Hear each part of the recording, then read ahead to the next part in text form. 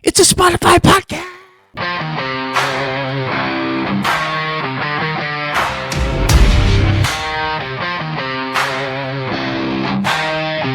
You pushed me down, thought I'd stay on the ground, counting me. Hey everyone, welcome to another episode of Rabbit Holes Deep Dive. This is where we take just general topics and dive deeper into them.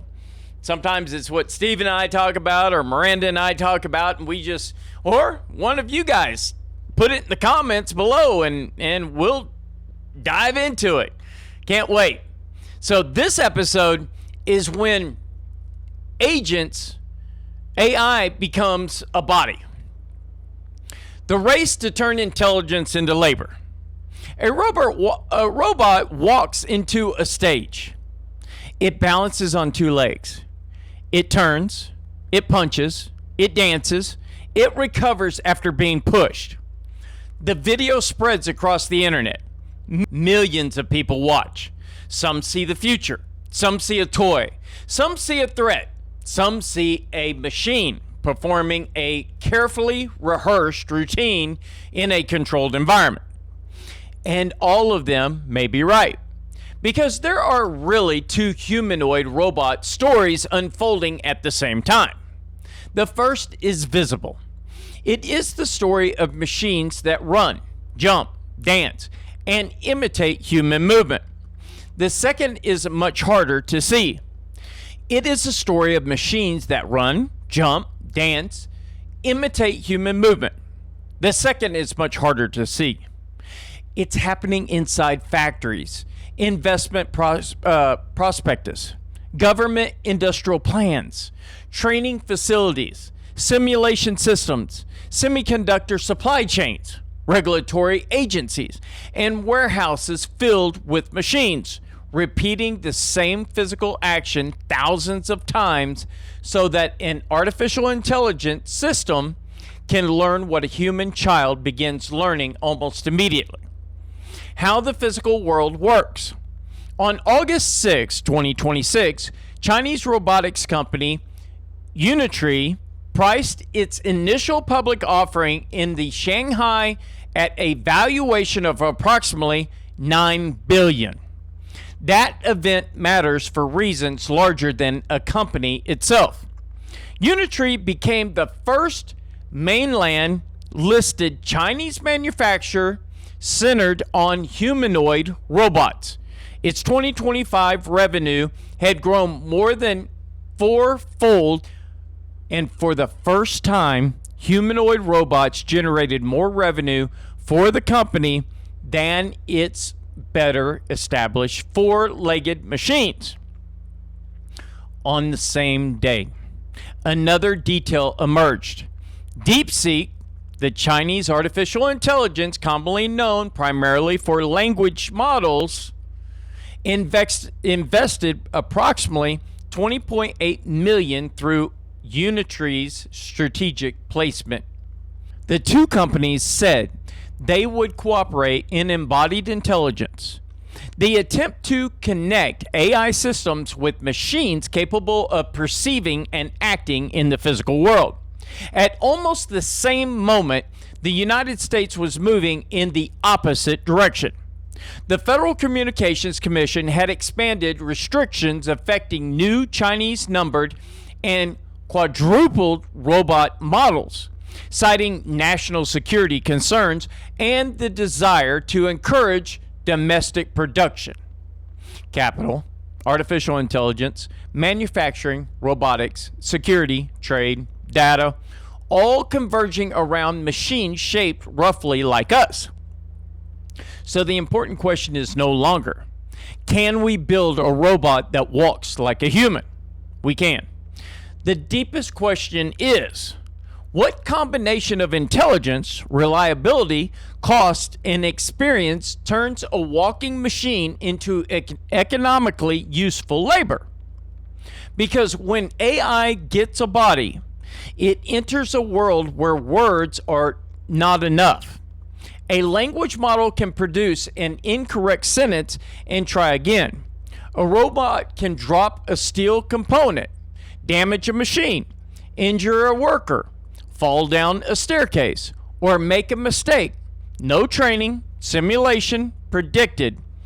The physical world does not have an undo button. And that is where the rabbit hole begins. The demonstration.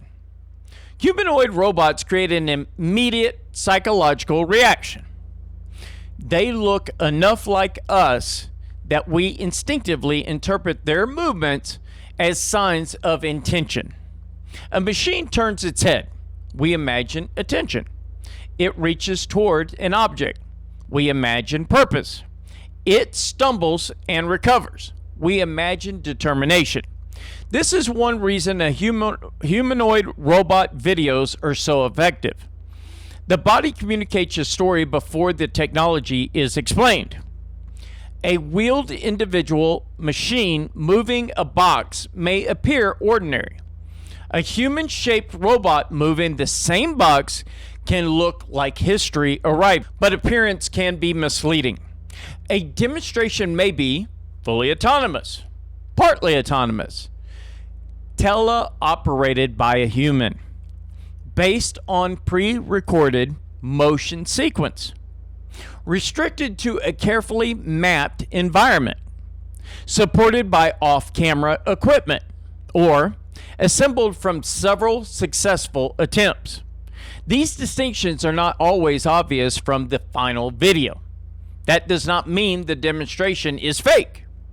A machine capable of excluding a difficult motion is still an engineering achievement. But motion is not the same thing as useful autonomy. And useful autonomy is not the same thing as reliable commercial work. A humanoid may perform a backflip yet fail to sort unfamiliar objects on a cluttered table. It may run across a laboratory while struggling to open a flexible plastic package. It may lift a heavy container but be unable to recognize that the container is damaged. It may repeat one task impressively and fail when the lighting, floor, surface, object, position, or workflow changes.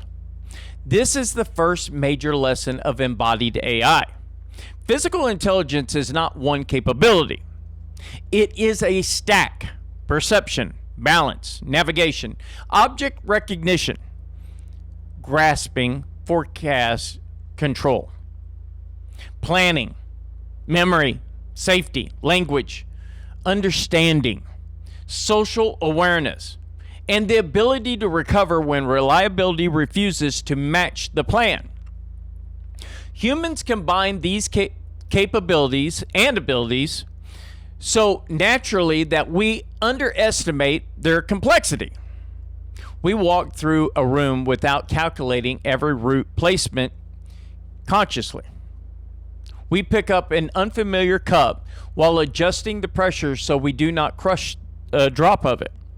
We recognize that a towel behaves differently from a hammer. We anticipate that an object may slide, bend, or spill or break. We understand that a person stepping into our path is not merely a moving obstacle. A robot must somehow acquire comparable physical judgment, and it must do so consistently enough that someone is willing to employ it. Why a human body?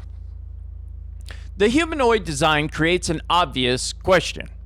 Why build a robot shaped like a person at all? Wheels are usually more efficient than legs. Fixed industrial arms can be faster, stronger, and more accurate than human arms. Specialized machines already wield vehicles, move pallets, harvest crops, inspect pipelines, and assemble electronics. If the goal is to automate, why recreate the human body? The strongest answer is not that human body is mechanically perfect. It is that the human world was constructed around it. Door handles are placed at hand height. Stairs assume legs. Shelves assume human reach, tools assume hands, vehicles assume human proportions, warehouses, hospitals, kitchens, factories, and homes contain infrastructure built for bodies like ours. A machine shaped roughly like a human may therefore operate in existing environments without forcing society to redesign everything around the robot. That is the promise. Instead of building a new automated facility for every task, build one machine capable of using the facility already there. One body, many jobs. In theory, but phrases in theory carries almost the entire weight of the industry, because a general purpose body is vulnerable only if it develops general purpose competence.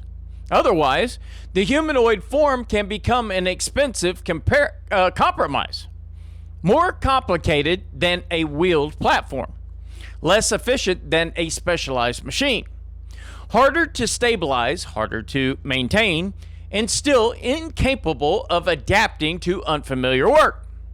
The humanoid robot is therefore a bet, not merely on hardware, on generalization, the new revenue system.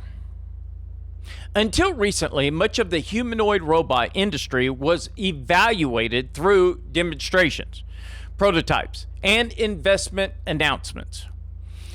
Unitree's public listing introduces a different kind of evidence, financial disclosure.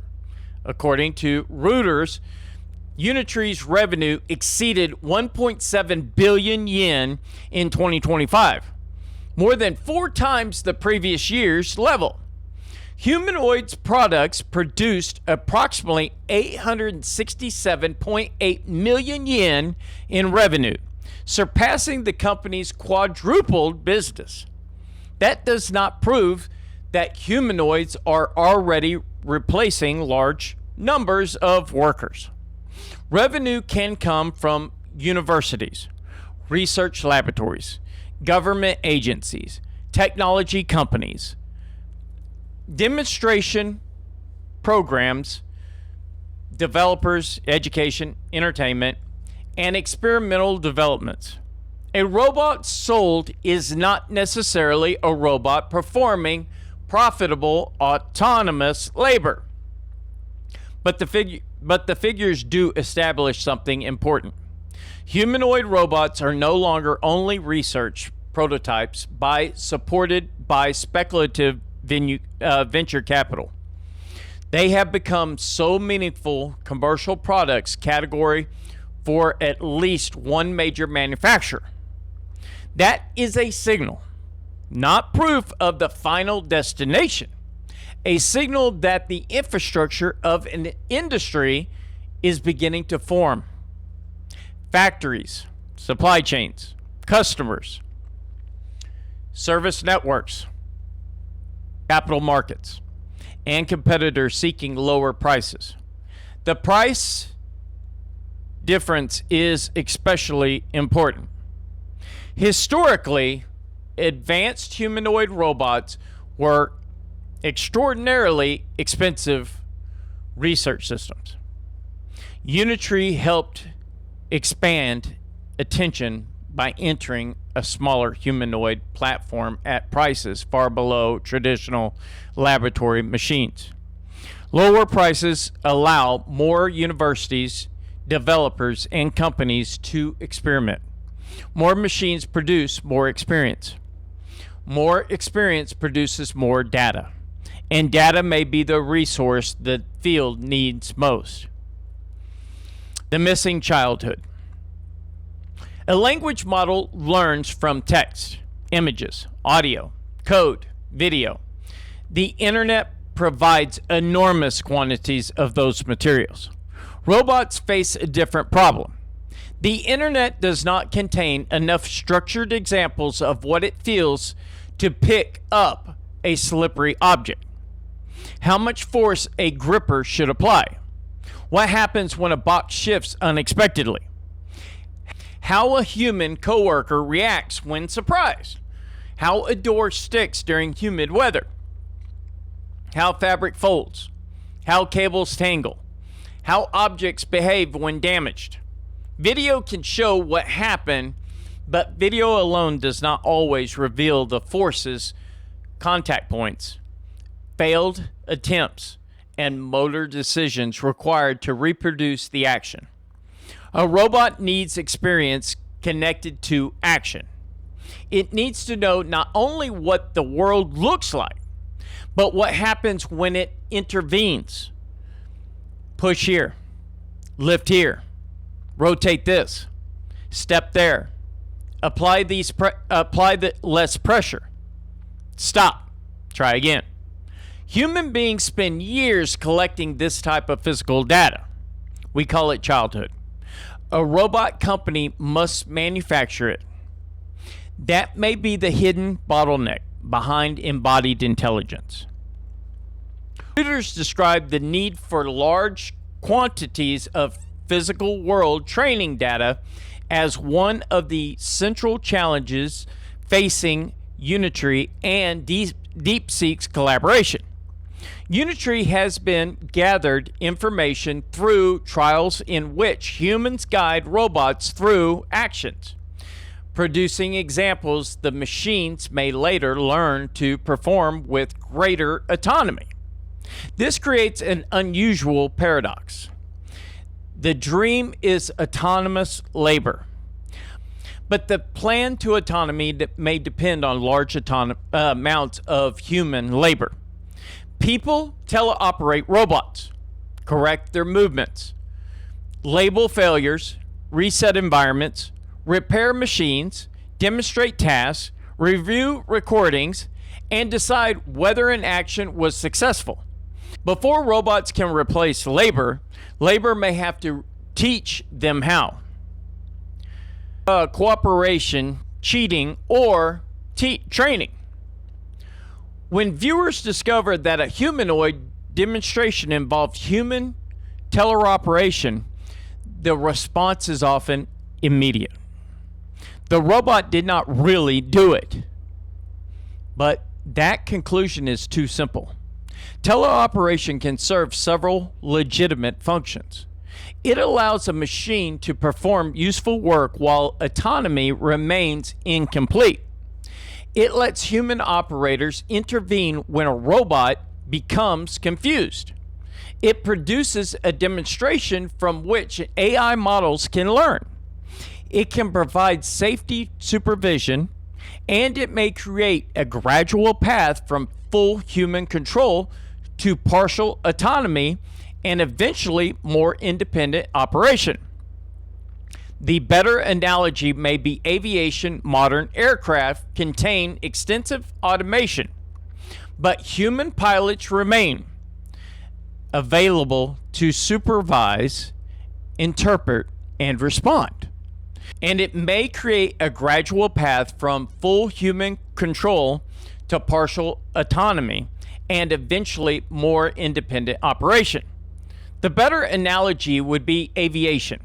Modern aircraft contain extensive automation, but human pilots remain available to supervise, interpret, and respond. The presence of a person does not mean the technology is meaningless. It tells us where autonomy ends. The critical issue is transparency. Was the task autonomous? But human pilots remain available to supervise, interpret, and respond. The presence of a person does not mean that technology is meaningless. It tells us where autonomy ends. The critical issue is transparency. How often did a human intervene? How many failures occurred? What happened outside the edited video? How long could the system operate without assistance? What happened when the environment changed? Those numbers matter more than Naomi, cut that. Those numbers matter more than spectacle. A robot that competes completes 90% of tasks may look impressive. In a commercial environment, the remaining 10% can determine whether it is useful. If a human must rescue the machine every few minutes, the robot may not reduce labor at all. It may simply move labor from one factory floor to a remote control station. That could still create value.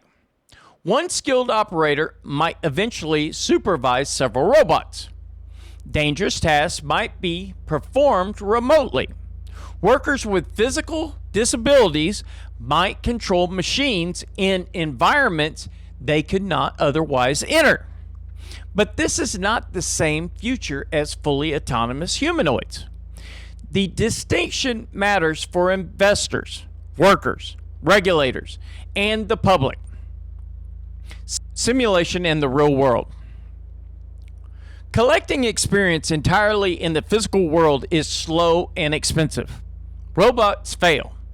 Parts wear out. Environments must reset. Failures can damage equipment. So researchers increasingly use simulation. A vertical robot can attempt the same task as millions of times. It can fail without breaking. Objects can be randomized. Lighting can change. Floor friction can vary. Unexpected disturbances can be introduced. The machine can learn strategies before entering a real facility. NVIDIA and other robotics researchers have increasingly focused on connecting simulation to physical deployment. NVIDIA's 2026 robotics research emphasized the transition from simulated training environments into real-world systems, including data sets and methods intended to reduce the gap between virtual learning and actual operation. That gap is known as the sim-to-real problem. A simulation is always an approximation. Materials behave differently. Sensors contain noise. Motors have imperfections. Objects are scratched, bent, or dirty. People behave unpredictably. A policy that works flawlessly in simulation may fail immediately in real-world warehouse. Researchers tried to overcome this through randomization, increasingly accurate physics, and systems that return real-world failures into simulation for further training. The loop becomes real-world. Simulation, training, real-world test, failure, updated simulation, more training, back to reality. Recent embodied AI research describes this as realize to sim to real cycle. Real sensor conditions inform simulations. Simulations generate large quantities of training data, and trained systems are evaluated again in physical environments. But even sophisticated simulation cannot anticipate everything. Reality contains too many edge cases. This is why a robot working successfully for 1 hour is different from a robot working for 1 year. Reliability is accumulated time, and factories do not purchase demonstrations. They purchase optimum.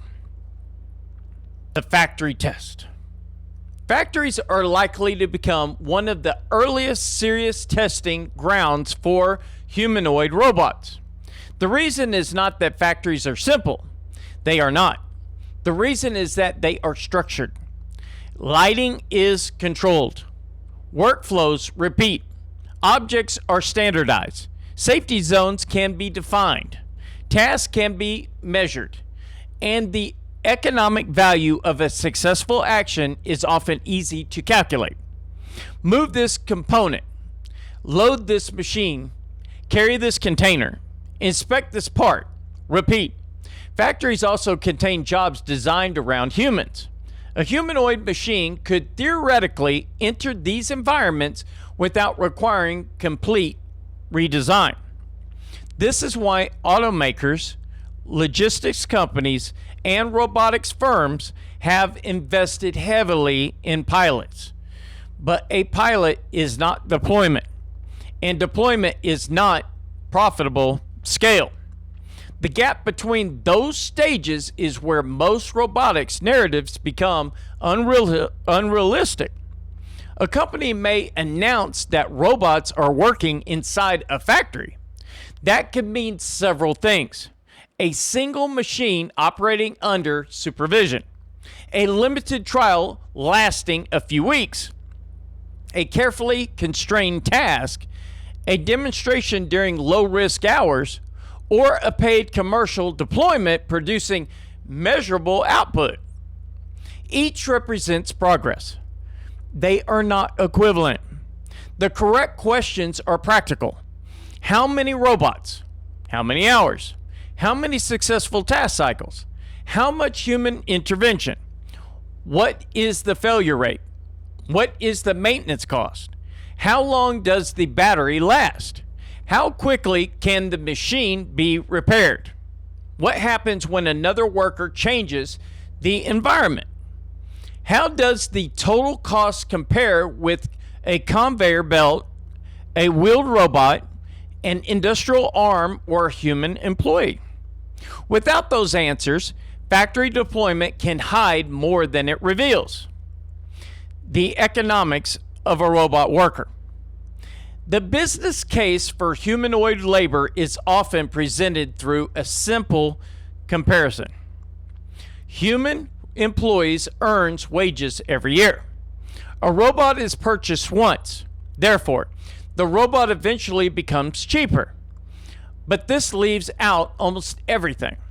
A robot has a purchase price, financing cost, energy cost, maintenance, software, subscriptions, replacement parts, network infrastructure, integration, insurance, supervision, safety systems, downtime, and potentially remote human operators. A machine may also work more hours than a human, but only if charging. Repairs and system failures remain manageable. This leads to one of the most important metrics in robotics: cost per successful task. Not the price of a robot, not the number of joints, not the maximum walking speed.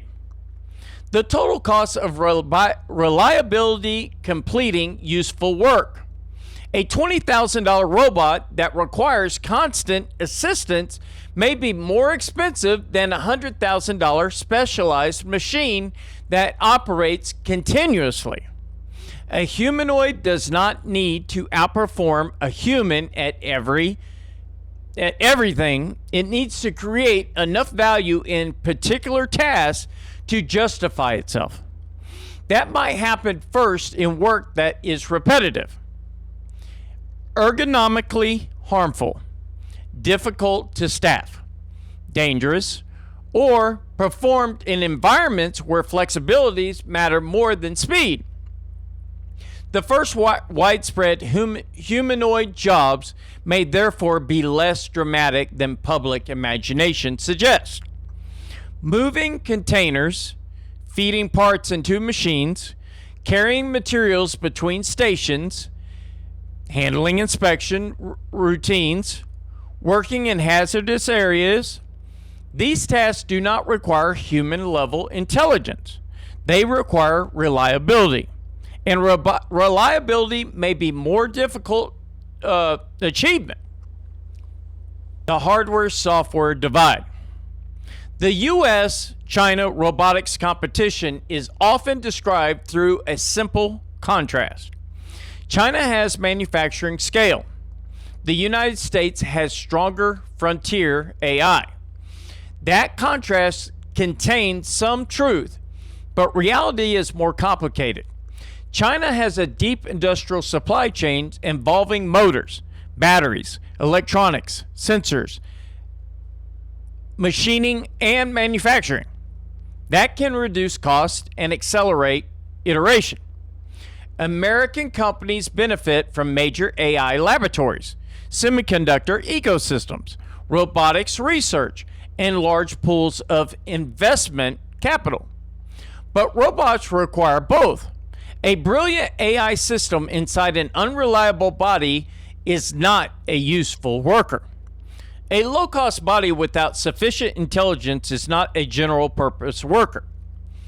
The winner, if there is a single winner, may be the system that integrates mechanical design, actuators, sensors, battery performance, control software, artificial intelligence, training data simulation, manufacturing, repair, and customer operations. This is why DeepSeek's investment in Unitree is symbolically important.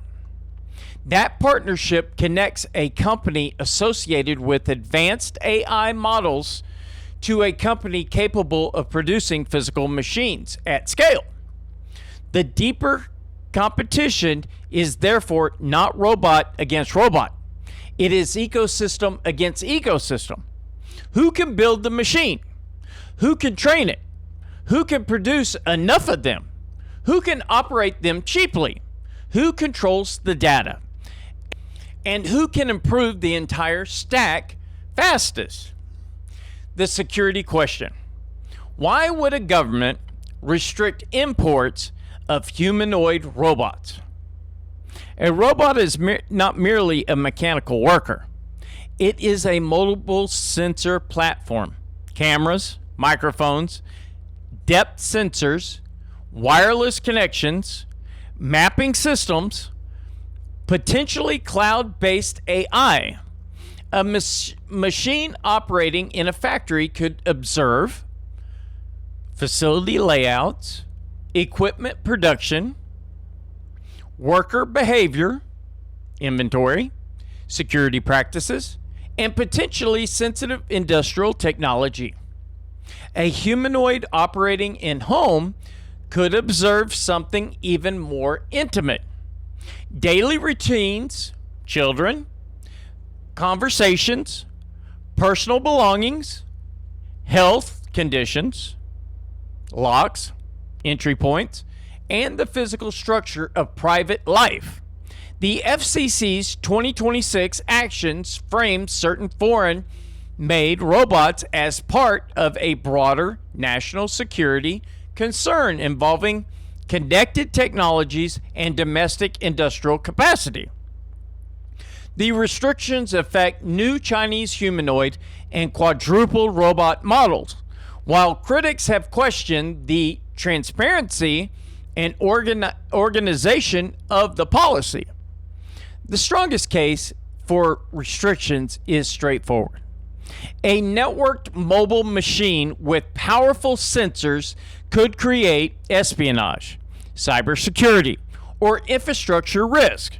A foreign government could potentially compel a manufacturer to provide access, software updates, could alter behavior, alter deployment. Supply dependence could become dangerous during a geographical crisis. But there is a serious alternative argument.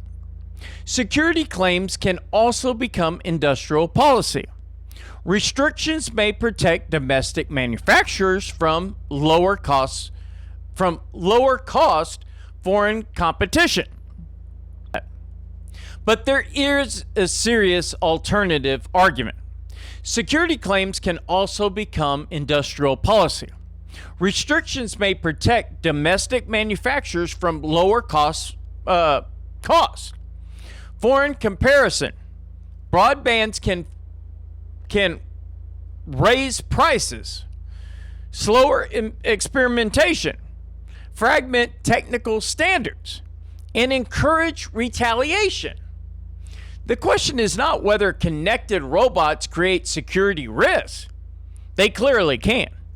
The question is whether particular restrictions are proportionate, transparent, and based on demonstrable technological threats. Security cannot be evaluated through nationality alone. Domestic robots can also be hacked. Domestic companies can misuse data. Poorly designed systems can create vulnerabilities, regardless of origin.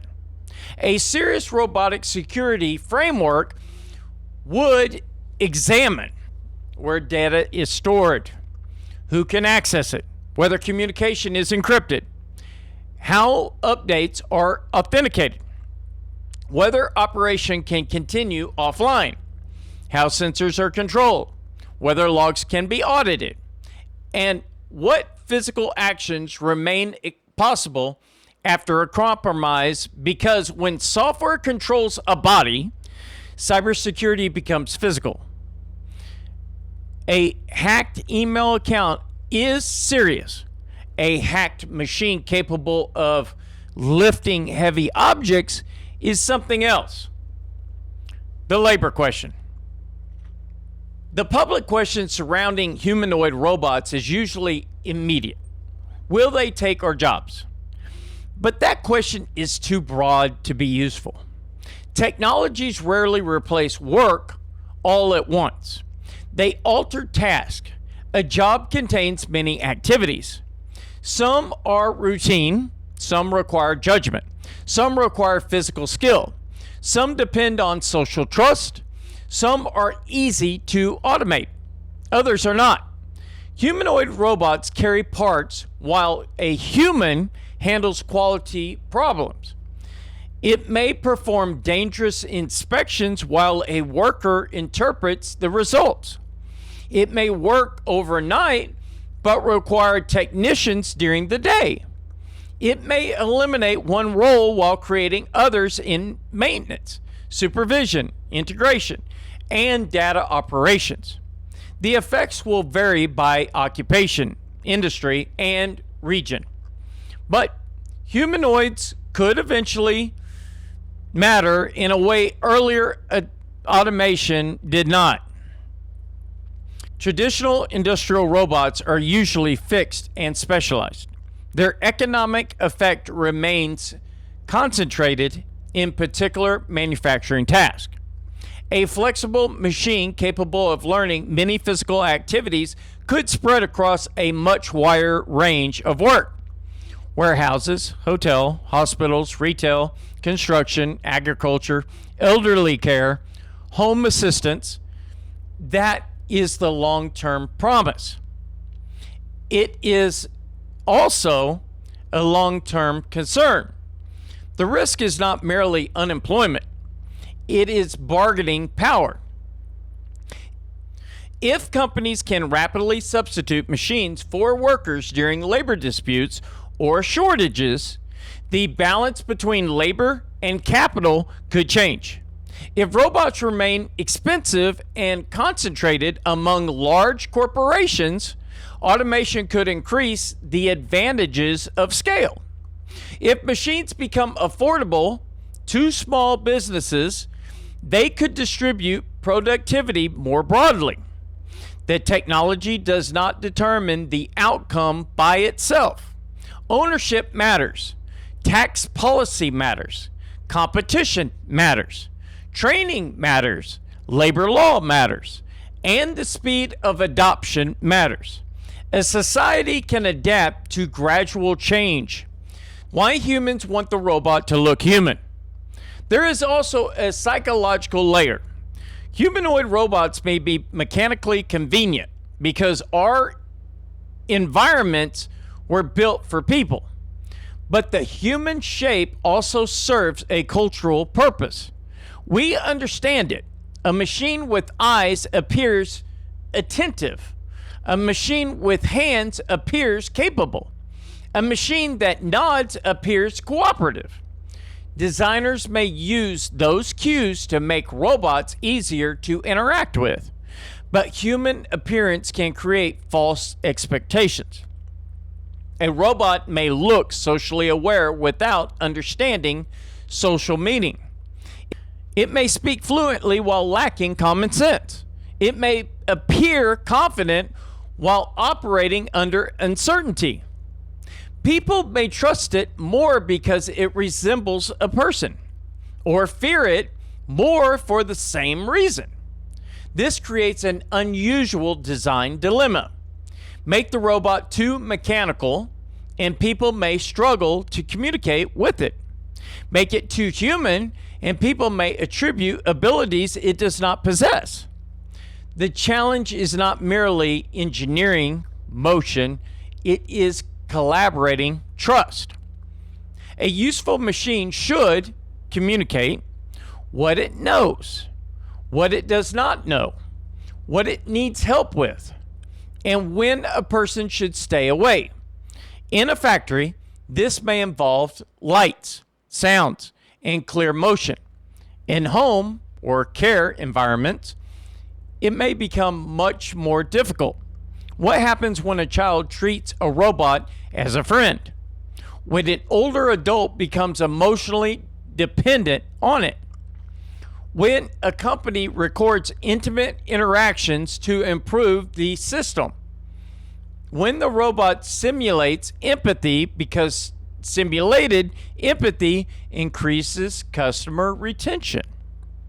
The body turns an AI system into a social presence. And social presence creates responsibilities software has barely begun to confront.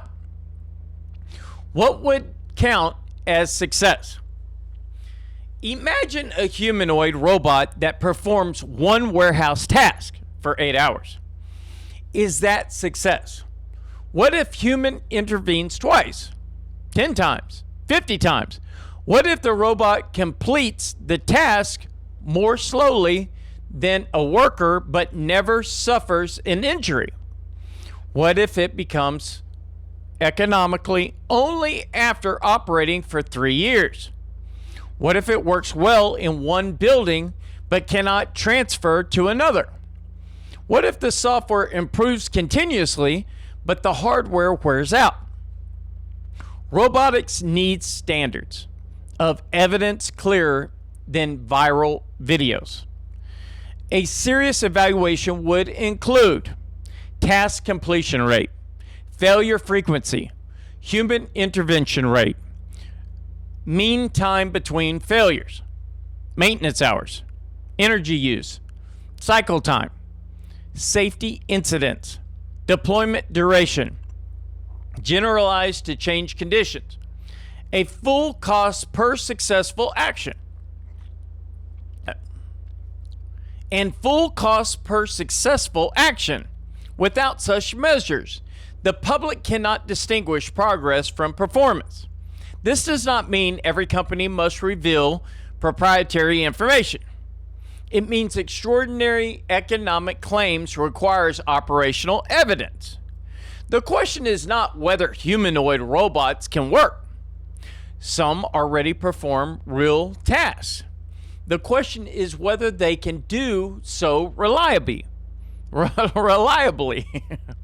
repeatedly, and affordably enough to become a major labor technology. That question remains open. Possible futures. There are at least 3 plausible paths. The socialist future. Humanoid robots become useful in a limited range of structured environments, factories, warehouses, laboratories, hazardous facilities. They perform repeated materials handling and inspection tasks. Most remain closely supervised. Traditional industrial automation continues to dominate where specialization is possible. The humanoid becomes an important machine category, but not a universal worker. In this future, the technology succeeds without fulfilling its most dramatic promise, the generalization future. Physical world models improve rapidly. Simulation produces increasing transferable skills. Robots learn from human demonstrations and from one another. A skill learned in one facility can be adapted to another. Hardware costs fall. Reliability improves. One machine can perform dozens of tasks. Humanoids begin spreading from factories into logistics, service care, and homes. In this future, embodied AI becomes as consequential as personal computers or automobiles. The robot is not merely a machine, it becomes a general platform for physical labor. The distribution future. The economics fail. Maintenance remains too expensive. Battery life remains inadequate. Robots cannot handle enough edge cases. Serious accidents trigger regulatory intervention. Cybersecurity failure damage public trust, or specialized machines remain cheaper and more reliable for almost every important task. Investment declines, many manufacturers disappear. Humanoids survive in research, entertainment, and niche applications. In this future, the 2020s are remembered as a period when impressive motion was mistaken for general intelligence. None of these scenarios is certain. The evidence will emerge through actual operation, not promises, not fear, not promotional videos. Uptime, cost, safety, adaptation, and useful work. The body changes the question. Return to the robot on the stage. It turns, it walks, it raises its arms. At the beginning, we asked whether the movement was real. Now that question seems almost too small, the movement is real. The engineering is real. The investment is real. The factories are real. The regulatory conflict is real. But the meaning remains unsettled because intelligence changes when it enters a body. A language model can describe how to lift an object. A robot must feel the object's weight through sensors and motors. An AI system can suggest a plan. A body must survive the consequences. A chatbot can apologize for an error. A machine moving through a hospital, factory, or home must avoid causing an error in the first place. Embodied intelligence is therefore not simply artificial intelligence with legs. It is a different relationship between intelligence and reality.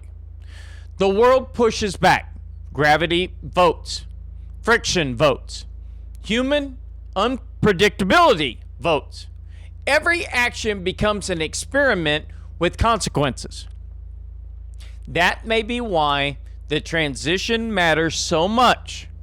For years, AI has changed information work, writing, research, programming, images, analysis.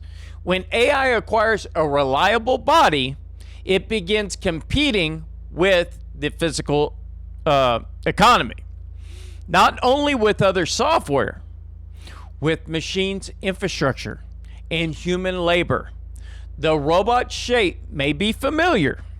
The system forming around it is not. It connects language models to motors, factories to data sets, workers to remote operators, national security to supply chains, human trust to machine behavior, and the oldest human economic question, who performs the work, to the one of the newest technologies on Earth.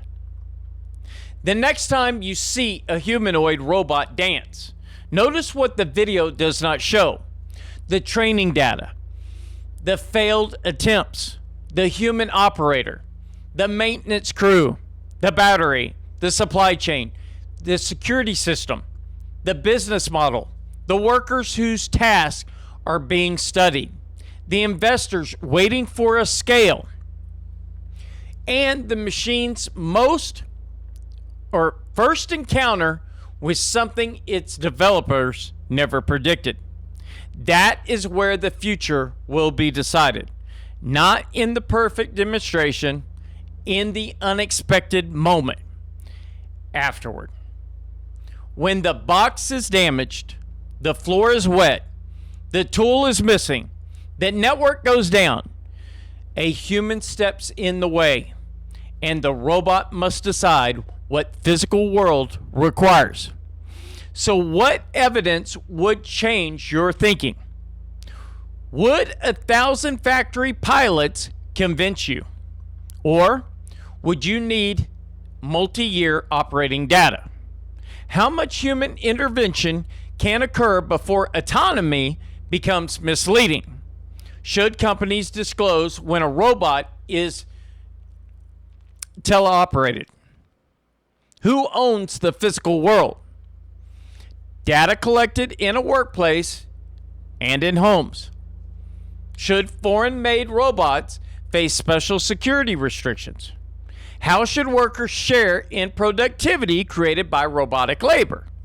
And if a machine can eventually perform the physical work of a person, what obligations do owners of that machine have to the society whose jobs, buildings, and accumulated human knowledge made it possible?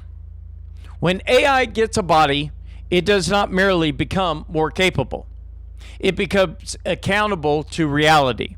And so do we. If today's episode made you think, don't stop there.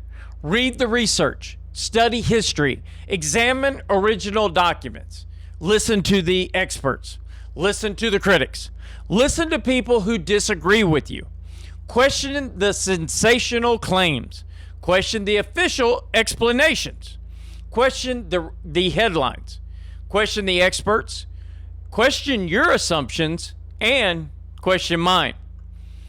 Because Rabbit Holes Deep Dives is not about handing you conclusions. It's about following the evidence, even when the evidence leads somewhere uncomfortable. What evidence changed your thinking? Which claim deserves more investigation? What did we miss? Which assumptions should we challenge next? And what rabbit hole should we go down next? Share this episode with someone willing to examine the evidence. Join the conversation. Challenge ideas respectfully. Keep asking questions, because every answer opens another question, and every question leads further down the rabbit hole. Put it in the comments below. I read every single one. My name is Leroy Nellis, and this is Resilience Radio. Godspeed, stand for the Constitution, and never surrender your ability to think for yourself. God bless, and good night. Hey, everybody. I wanted to sit down with you today and talk about something we've been working on behind the scenes for quite a while now. First, I want to thank you. Whether you've been here from the beginning or you just found the channel recently, I want you to know that I genuinely appreciate every single one of you. Every comment, every conversation, every suggestion, every word of encouragement has helped shape what Resilience Radio is becoming. This isn't just my channel anymore. It's about a community. And because of that, I wanted you to hear these changes directly from me. Over the last several months, we've been doing something a little unusual. We've been studying our analytics almost obsessively. Not just YouTube analytics, but the analytics coming from Naomi, the AI production system we've been building from the ground up. We've been asking questions like, what videos do people come here for? What keeps people watching? What topics naturally fit together? And what happens when we mix very little types of content on the same channel? After looking at thousands of data points, we came to one conclusion. It's time to let each series become a very best version of itself. So today, I'm excited to announce that Rabbit Holes is becoming its own dedicated YouTube channel. Rabbit Holes deserves its own home. It's where we dive into mysteries, history, unsolved questions, and rabbit holes. strange events, forgotten stories, and all of those fascinating topics that make us lose track of time. By giving Rabbit Holes its own channel, YouTube can better understand who those videos are for. Our AI can learn from much cleaner data, and we can build something truly special for people who love those deep dives. Resilience Radio will continue doing what it has always meant to do: help people understand themselves through psychology.